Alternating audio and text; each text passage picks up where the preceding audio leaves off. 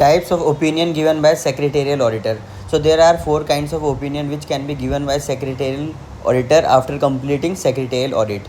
First is clean opinion. It means the unqualified report or opinion. The company has complied with all applicable laws, rules and regulations. तो इसका मतलब ये होता है company ने सभी एप्लीकेबल लॉज से रूल्स और रेगुलेशन को कंप्लाई किया है.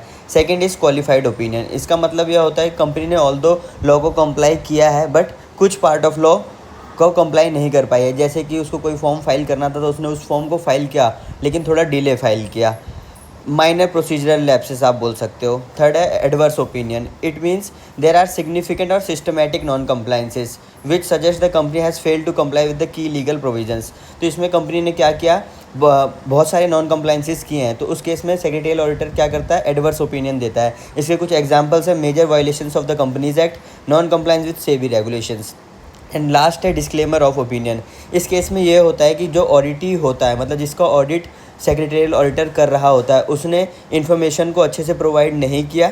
इस वजह से उसने सेक्रेटरियल ऑडिटर अपनी ओपिनियन फॉर्म करने में अनेबल रहा. तो इसको डिस्क्लेमर ऑफ ओपिनियन बोलते हैं. तो ऑडिटर अपने सेक्रेटरियल ऑडिट रिपोर्ट में डिस्क्लेमर ऑफ ओपिनियन लिखेगा. अब इन ओपिनियंस की इंपॉर्टेंस क्या है? पहला, it provides to assurance to stakeholders. Second, it identifies risk in the company. And third is compliance verification. Fourth is improve corporate governance. Fifth is decision making tool. इस report के basis पे investors अपना decision making करते हैं.